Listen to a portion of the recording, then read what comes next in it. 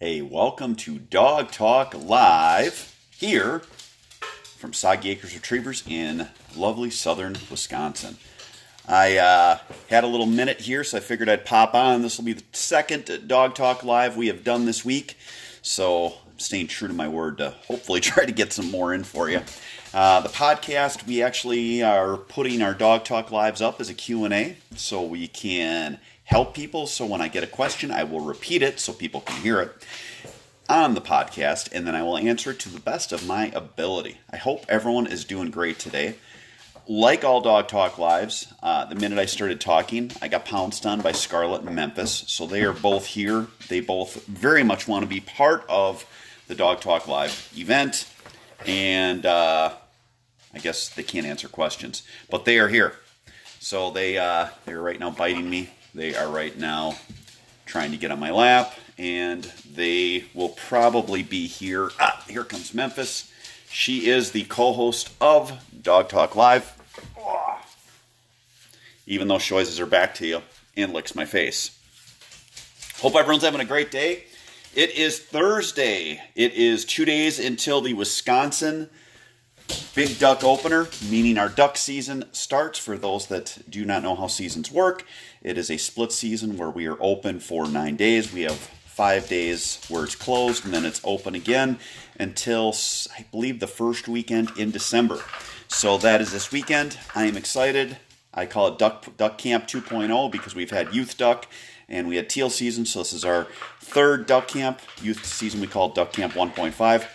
But we are going to be going out on our properties, and I'm very excited. I've got a good group of guys coming up, including my son Clayton, who's making it up for this one. And we are going to hopefully put a good hurt on some ducks in the area. I'm thinking we're probably going to be shooting mallards, wood ducks, and teal. I really sincerely hope we get some other ducks that start a early migration. We've got some cold weather. It's supposed to be a freeze warning tonight in Wisconsin, where it's supposed to be down to like 30 degrees. Hopefully that means that up in the northern part of the state and Canada, they've got really cold weather that will at least get the wimpier ducks to start their migration and come down and hang out by us. What I am hoping is that it doesn't take our wimpy ducks that we have, like our teal, and drives them all out. So we will see. Big weather coming in for this early in the year. Our duck season normally is warm. It's going to be cold. And I got to go up. Tomorrow I'm going to go up and scout. My scouting is going to be me sitting in a bow stand because bow season is open and watching the deer and the ducks at the same time. So if you are checking in on Dog Talk Live, please let us know where you're from. Put that in as a comment. Let me know what questions you have. These are only as good as the questions that we get, so we would love to make it where we have a very informative and helpful Dog Talk Live, and we can get some information out to the people that are watching. Right now, as far as training, really not doing any training. I've got a couple of dogs that are in for long-term boarding that I'm working with on just keeping their spirits up and keeping them at a level. But our training, we will start taking obedience dogs again in December, and then we do our hunting training dogs starting sometime in late February. On my own dogs, I've got 2 dogs that are running the HRC Grand. They leave on Monday of next week, so I'm taking one of my dogs up to hunt with us and then running him home so he can head off to the Grand. A.G. Shaw is our good friend that is running the dogs in the Grand. Tank is the one that I'm taking up hunting. Ace already has one pass, so hopefully he gets a second Grand pass, and yeah, it'll be fun. The dogs are they're running really well. It's a interesting competition that we did an actual podcast about. And it should be really fun to have them out there and have them going. So let's see here. We are not getting any questions as of right now, folks. We would love to get some. If you have questions after the fact and this is no longer live, you can email me, sportingdogtv@gmail.com. Let's see. I'm going to pull up... copy. Hold on one second. I'm going to pull up the site for our podcast so I can get people on there. Let's see here. That didn't work. Give me 1 second, everyone. Again, we're going to get the public site for the podcast up so that you can listen to our podcast. We are on a bunch of platforms. It is kind of humbling. We've got the podcast is taking off. We're on a bunch of platforms, and it is getting some pretty good play. I mean, good play where we're pulling, I'd say, a couple hundred views or listens. I mean, on each podcast, and it's a fun thing to do. It is interesting because I really enjoy making content. It is fun to put stuff out, and overall, it just gives people some better content where they can learn about dogs. So again, we need your questions if we can, so that you guys can start putting up some questions that we have, and we can try to get some answers for you. Might be a slow day. It is morning. I normally don't do these in the morning, but if it ends up being something where we aren't getting any questions, we'll talk for a little bit more, and we'll probably call it for the day. Again, trying to make sure that we are on here so that we have at least the ability to help people out in the dog world. Jerry Oliveira, any started labs for sale around 6 months old? Jerry, when you are looking for a started dog, you're probably going to be looking for a dog that is going to be older than that, because at 6 months old, that is basically going to be just a dog that someone couldn't sell. Training starts around 6 months. If you're looking for a gun dog lab, you're looking at 9 months. If you're looking for more, you're going to be looking at a dog over a year. I do not have anything. If you are looking, you're looking at probably having a dog be in the sale price of anywhere from $3,000 to $10,000 for a started dog, depending on the level of training. Michelle Stiles, Jeff, what do you recommend for a dog, a burn on a dog? Our dog's Garmin e-collar tracker exploded the other day after the bear was killed, and it spurned a small spot on his chest. Should we take him to the vet? Michelle, I guess it would depend on how bad of an injury that you have. If you have, if it's in the degree of the burn. With any injury on a dog, you're going to want to get it to the point where you clean it. You're going to want to use a triple antibiotic type of a ointment on it. And then the hard thing with a dog is keeping it clean. So if you are running bear dogs, if they're not in the house, if you have a kennel outside, you can put them in. You just want to make sure that it stays clean and does not get infected. I personally would probably take the dog to the vet. I would also make sure the dog is on some type of an antibiotic depending on the level of severity. And I would contact the company if I had a product that exploded and injured one of my dogs. And probably see what they would do for me as far as the vet bill. That's a pretty serious injury. Hopefully your dog ends up doing fine. With that said, I have in my vet kit for my dogs in a normal season, I have amoxicillin, I have cephalexin, I have metronidazole. I also have gauze. I have vet wrap that I would use to put around a wound to hold a piece of gauze in place, which would help keep it clean. So you could try that with some vet wrap. You'd have to make it kind of an interesting look, I guess, with depending on the area of the injury on the dog. But yes, it would be definitely a must that you would want for your dog to keep them clean and safe. I have a stapler in my kit. What else do I have? Let's see. I got the antibiotics. I got gauze. I try to always have a cone of shame when I have my dogs. When we would travel, I would have one that was in my gear. They actually have nicer cones now that are soft-sided, so they aren't that rigid plastic that will wreck people's woodwork. So I would, at minimum, have that stuff, maybe EMT gel, and have that so that your dog will be safe. And if you can't get to a vet right away, you can keep them as healthy as you can. But that would hopefully answer that question.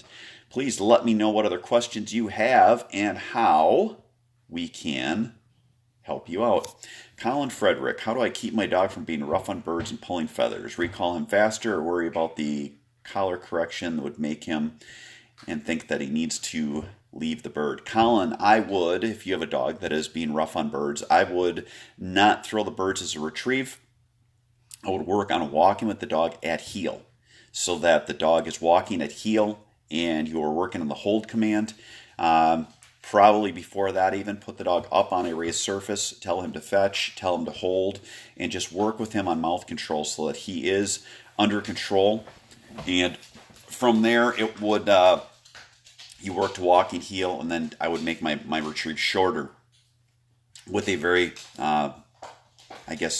determined or forceful recall on the dog. And if the dog is not coming back, I would correct him with the collar. But always start simple. If you're working on an issue with hold, work with the dog where it's stationary, then work with the dog walking next to you, and then work with the dog on retrieves. Hope that helps, and if you need help, stop by. Lori, would I have ear cleaners in the kit? Lori, I had one dog that we absolutely always took an ear cleaner along because he was very, very prone to having ear infections. On my other dogs, it would all depend on the dog. Ear cleaner is not a bad thing to have along, but if I've got a lab that normally does not get ear infections often, I probably would not bring one. My tip for everyone on dogs that get chronic ear infections, a lot of times you have multiple dogs and they like to clean each other's ears. Those ear infections are because the dog's ear lays down and it keeps moisture in. It is a yeast infection from the moisture, so you're going to want to keep that other dog away because when they're licking the other dog's ear, they're putting moisture in there, and you want to use a drying agent for the ear cleaner. And then there are different drops you can put in that will help take care of that yeast. Andy, what ducks do you like to use for training? Do you fully thaw prior to training? Andy, I like teal and wood ducks because they're smaller. So what I will do is every year during teal season, we harvest a certain amount of teal, and I keep a certain amount that are not blown up, that are in good shape, and I actually put those in the freezer. I use them for our training birds because it's a nice smaller duck, and I will use them as frozen birds. When I first get going, I will also use them as and thaw them out. When I do thaw ducks out, I will still refreeze them, and you can get quite a few uses out of one bird, which is nice because you're not having to kill a bunch of birds. You still want to have birds that you're going to use that the dog can track, and you are going to want to have fresh kill birds that the dogs can pick up so that they understand the difference between it. So I hope that helps you with that. Again, birds. When you are working on your force fetch training, in your gun dog training in your first 3 months, dogs will sour on whatever item they are being forced or trained to retrieve. I started this year with a wooden block, wooden piece. It's like a wooden bone.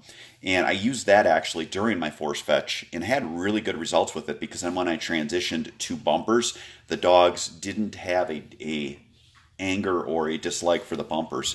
Having a dog that doesn't want to pick up bumpers, if you use them just for right away out of the get-go for force fetch, I was finding 50% of my dogs would get to the point where they didn't like picking up bumpers at all, and you had to work them through that, where this was where I only had one dog that wasn't picking up bumpers. So what you do is if you get dogs that are sensitive to bumpers because you use them for your training, it's completely understandable, not a big deal, but you transition to where you're using birds so that the dogs are doing something they love. I never force fetch with birds. I will do hold drills and I will do things after the fact, but when I'm doing force fetch, I do all of my force fetch and mouth control on starting with the wooden retrieving item, dowel, wooden bone, and then switch to bumpers. So it's at a later date. You may have to deal with a force fetch or a hold command like Colin is dealing with his dog. Dogs will get excited. They'll start to chomp on birds. And again, sometimes it's just giving them some moderate corrections. You may have to get to the point where you're doing more of a type of force fetch, but I'm not a fan of that. I like to work with them so that they understand that this is a fun thing, but yet they still have to keep that standard of holding and not chomping down. So I hope that helps. And we are coming up on 15 minutes. I'm listening to my dogs as they're laying over there, and they're actually playing but it's too much to ask to have them stand up and play. They're laying both on their sides and biting at each other and growling, even though they are both laying down. I guess it's kind of like a lazy fight. That is what they're doing in the background, if you can hear them. Dog Talk Lives, we always go 15 to 30 minutes on these. We try to answer questions while we're on here. If you're watching this after the fact, please put a question up. I'll always come back and check them after the fact, several hours later, to answer any questions. If you have questions you don't want to answer on here, totally get that, sportingdogtv@gmail.com. And we also have our podcast that we're putting anywhere from, I'd say, 2 to 5 this week, podcasts up on our platform, the Sporting Dog Adventures podcast. I don't, I guess, have a set number that I'm putting up there. It all depends on my week. This week was I was around a lot, so I was able to put some up. But it's a fun platform. It is something where we're growing it. I don't know how big it'll grow. Not monetizing it at all. Not worried about that. Just putting it out there so we still have an ability to put out content and talk to people. So again, at this point, we're going to give a last call for questions. So if you have a question, please put it up. Otherwise, we are going to end our Dog Talk Live for the day, and we are going to get ready to go up to Duck Camp 2.0. Heading up at some point tonight. I always have a nice dinner with my wife, hang out with her, and then I go up after. I am going to have to go up and turn the heat on because it's supposed to be 32 tonight, so I'm assuming that my house up there is going to be sitting at about 50 degrees. So that will be not the best because I did not leave the heat on. I just assumed that it was going to be warm. I do not have the heat on up there, so it's going to take a little while to get the place warmed up. I've got to load up some firewood. I don't have to load much stuff up there. I actually took any of my old clothes and all of my hunting gear is up there, so I basically just jump in the truck with the dogs and head on up. So we are getting packed for that. We will do a podcast and probably talk about our hunt on here on Facebook Live. We'll do a podcast from camp as well. At this point, then, we're going to end our Dog Talk Live today. I do want to thank everyone that has popped in. If you have questions, please put them up after the fact, and I'll try to answer them. I hope you guys have a great rest of your week. For everyone that is getting out in the field, have fun. Enjoy yourself. God bless.